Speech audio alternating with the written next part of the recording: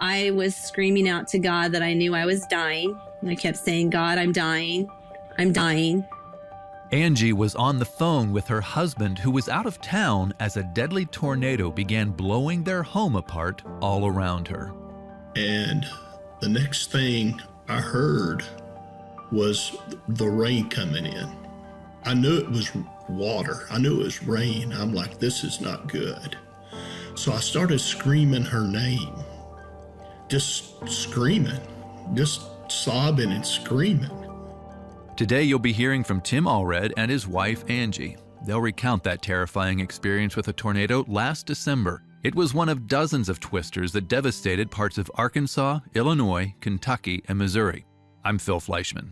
And I'm Jim Kirkland. Welcome to a new series of GPS, God, People, Stories, an outreach of the Billy Graham Evangelistic Association. We're calling this series God's Presence in Disaster. Over the next 5 weeks, you'll hear from people who discovered that God will be with you even in the most difficult times. You'll also hear Billy Graham talk about that. There can be no pessimism or wringing of hands with the Christian. There is courage, fortitude, and power in the midst of crisis. This hope that we have in Christ should fortify us for the trials and struggles ahead. You'll hear more from Billy Graham later on in this episode. But right now, if you would like to find out more about how to trust your future to Jesus Christ, we are here for you. We have a website we would like for you to visit. It is findpeacewithgod.net. That address again is findpeacewithgod.net. GPS. God. People. Stories.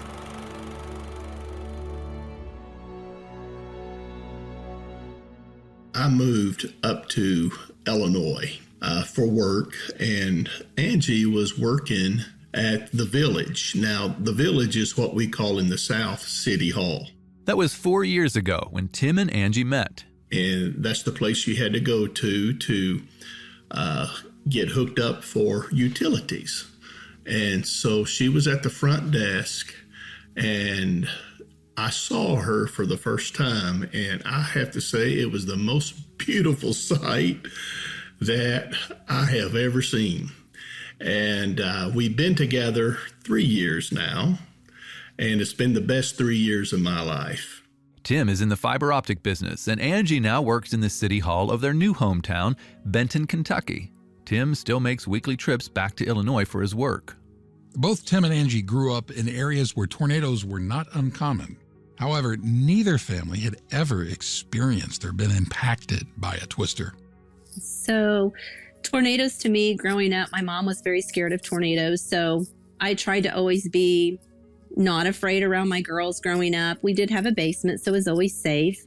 We never have experienced any bad tornado damage. I've never been in any bad storms. You know, growing up in Kentucky, so many times, we heard about tornado warnings. And I remember even as a kid, I remember one time distinctly, my grandparents lived a couple of houses down now, and they had a basement. And I remember as a kid, my mom and my dad was in the bathroom shaving. I'll never forget this. He was in there shaving, and she says, "We're going to Mom and Dad's. They're calling for a tornado."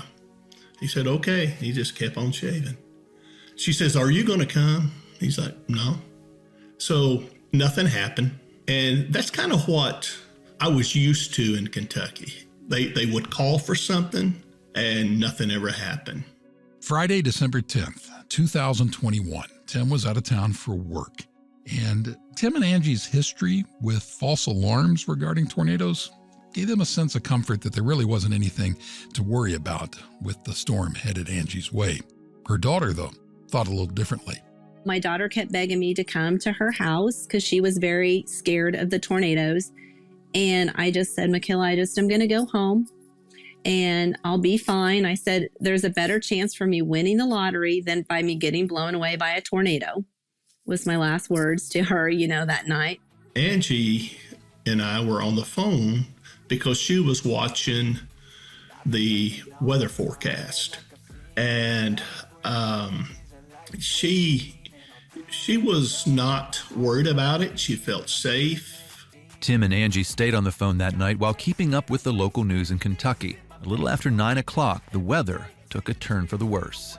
At about 20 minutes prior to the tornado, Channel 6 News, Noah was his name, he was beginning to forecast that this was going to be a catastrophic tornado.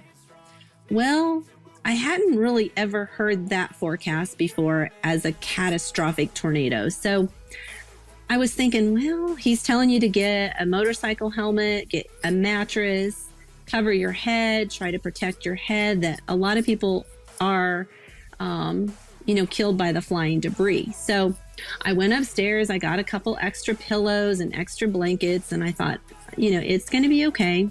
With the forecast looking more and more serious, Angie prepared the best way she could. I got my purse, I got shoes, I got a flashlight, a candle. I took shelter underneath our staircase. There was a bonus room above the garage that had a staircase. I took shelter underneath there, and I had extra pillows all around me. This no longer felt like one of those false alarms that she had lived through so many times in the past. And the forecast was to hit our town, Benton, at 9:45 p.m. on December 10th. So, of course, I was sheltered in as tight as I could underneath the staircase.